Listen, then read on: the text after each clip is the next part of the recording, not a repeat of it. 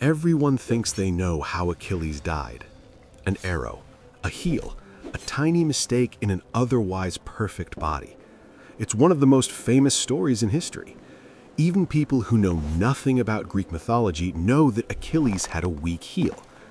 But here's the problem. That version is too simple, too clean, too convenient. Because if the greatest warrior of his time could be defeated by one small physical flaw, then the story feels balanced. It feels fair. It feels almost poetic. But real life is rarely poetic, and Achilles was not defeated by something that small. To understand his real weakness, you have to go back to the beginning, before Troy, before Hector, before the rage. Achilles grew up knowing something most children never have to think about. He would not live long. His mother, Thetis, told him clearly. She did not hide the truth from him. She did not wrap it in comforting words. "You have two futures," she said.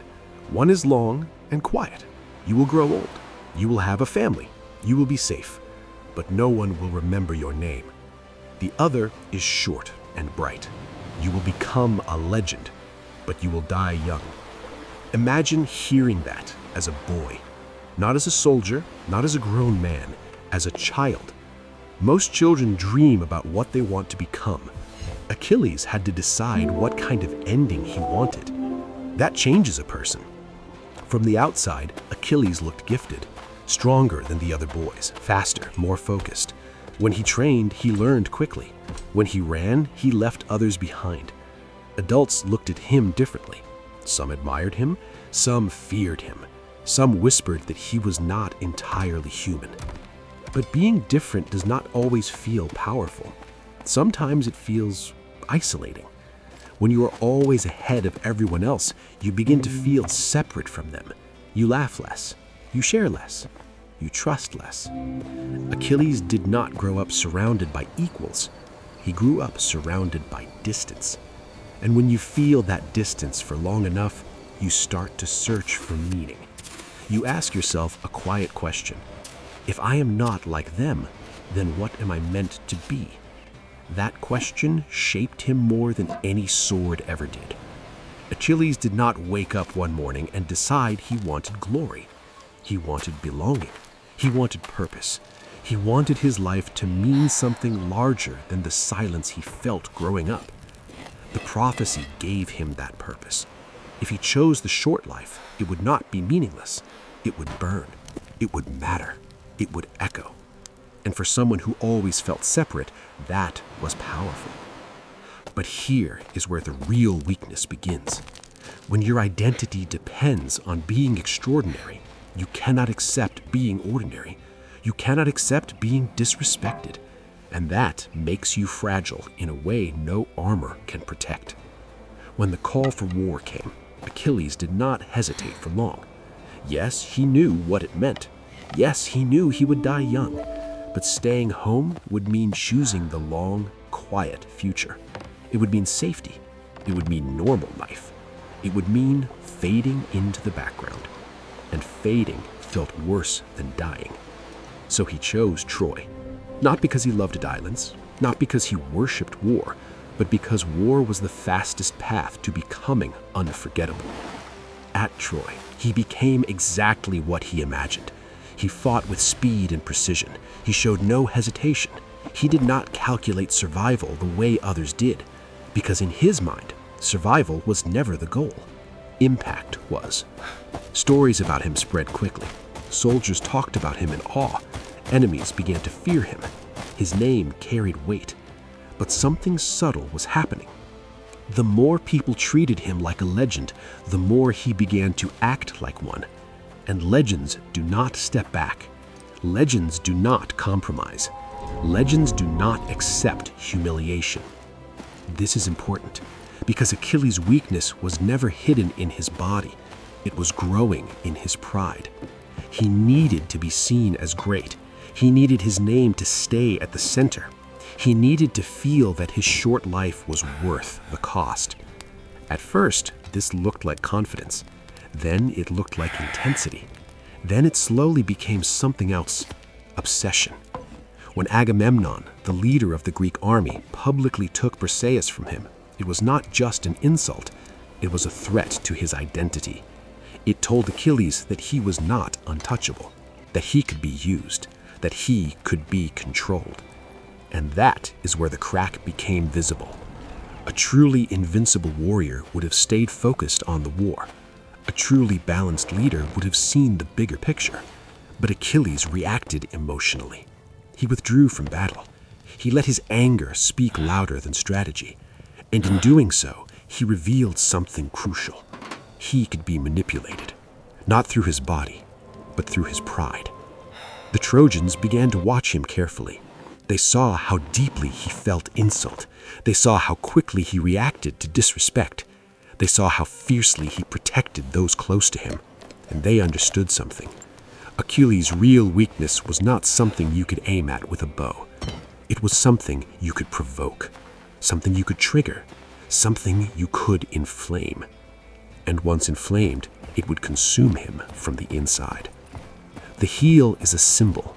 It makes the story easier to tell, but the truth is more human. Achilles' real weakness was the need to matter so deeply that he could not tolerate being anything less than extraordinary. And that need was about to be tested in the most painful way possible, because soon the war would stop attacking his pride and start attacking his heart. When Achilles stopped fighting, the war changed. At first, the Greeks believed he would return quickly. They thought it was just anger, just a temporary protest. But days passed, then weeks, and Achilles stayed inside his tent. Outside, men were dying, ships were burning, the Trojans were pushing harder than ever. And still, the greatest warrior alive refused to step onto the battlefield. This is where most people misunderstand him. They think Achilles was being stubborn, but it was deeper than that. He felt invisible.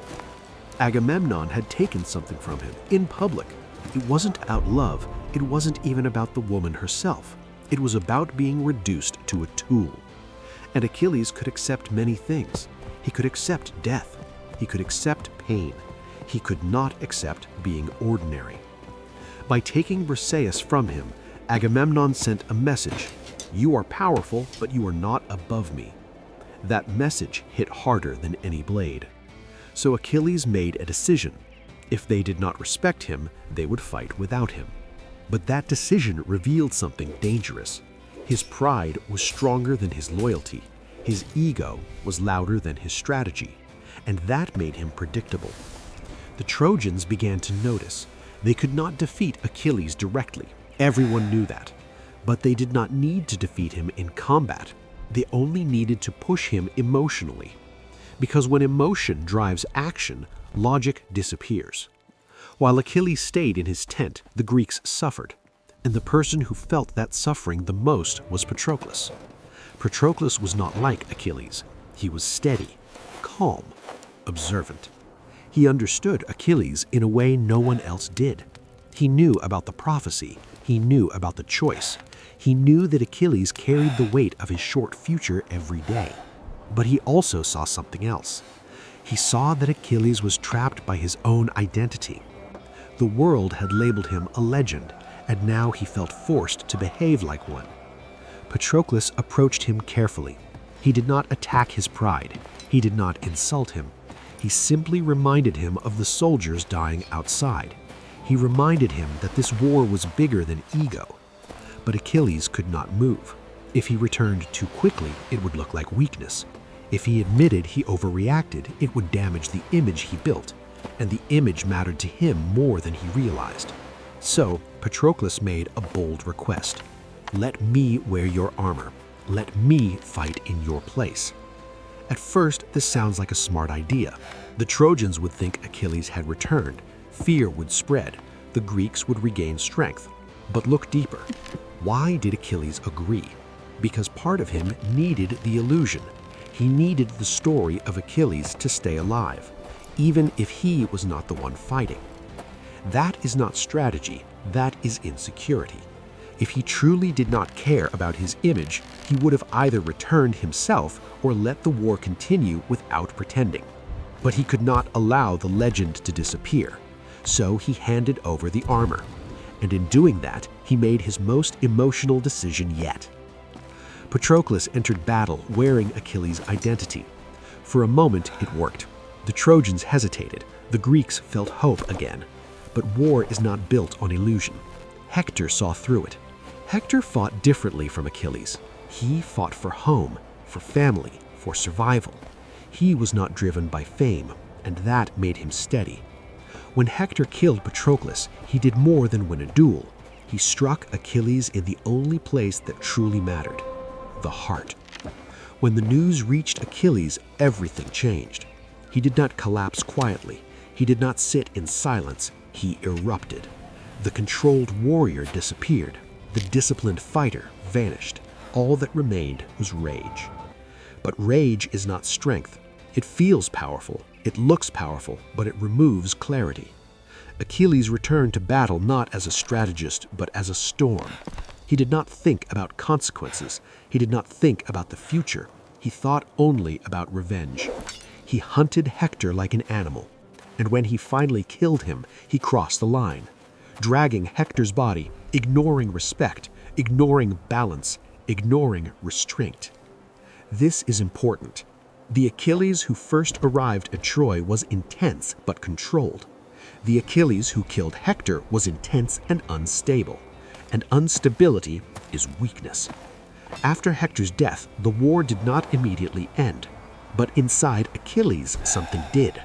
Revenge was complete. The fuel was gone. For years he had been driven by something.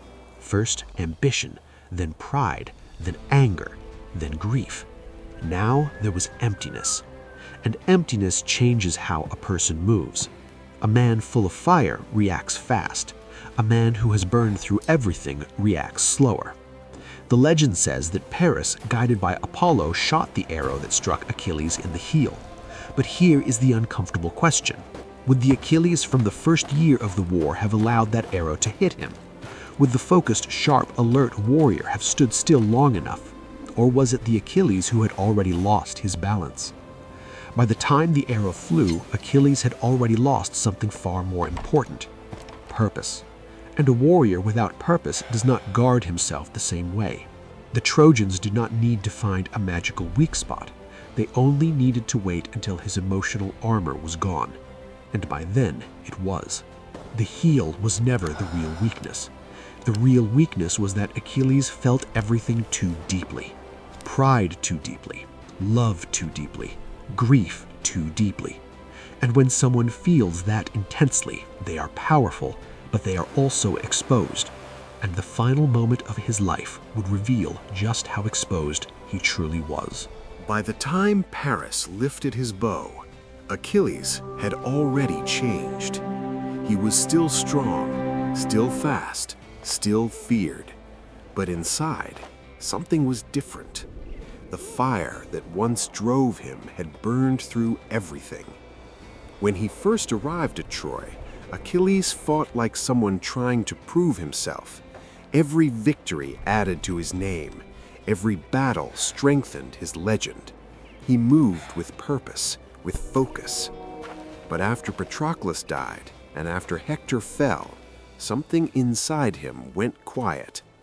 Revenge had been his fuel. Without revenge, what was left? His name was already secure. The Greeks would remember him. The Trojans would remember him. Even the gods had watched him. There was nothing left to build, only an ending waiting to happen. The story says that Paris shot an arrow guided by Apollo, and that it struck Achilles in the heel, the only place where he could be wounded. But think about that carefully. 10 years of war, hundreds of battles, thousands of weapons flying across the battlefield, and no one ever hit this single vulnerable spot? Not once, until the final moment? Does that sound like pure chance, or does it sound like timing? Achilles was not careless in his early years at Troy. He was alert, sharp, almost impossible to surprise. But the Achilles standing near the walls on that final day was not the same warrior. He was tired. Not physically, emotionally. Grief changes posture, it changes attention, it changes instinct. When someone loses the person who anchored them, their awareness shifts. They are present, but not fully. Achilles had lost the only person who reminded him who he was beneath the legend. Patroclus kept him balanced.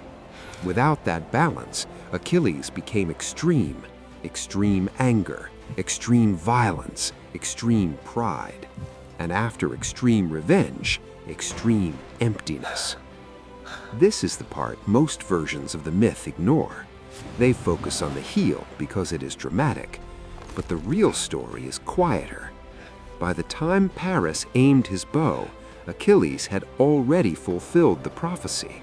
He had chosen the short life, and he had achieved the unforgettable one. His legend was complete. That changes how a person behaves. When someone still has something to protect, they move carefully.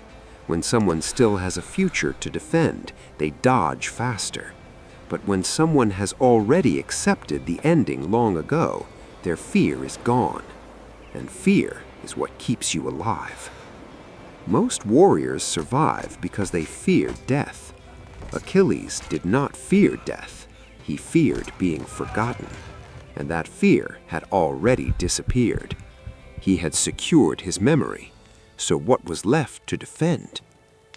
The heel story gives us comfort. It tells us that even the strongest hero has a small hidden flaw. It makes the world feel balanced. But Achilles' flaw was never small. It was massive. It was his intensity. He lived intensely. He loved intensely. He fought intensely. He reacted intensely. And intensity does not allow moderation. When Agamemnon insulted him, he did not compromise. He withdrew completely. When Patroclus died, he did not grieve quietly. He exploded.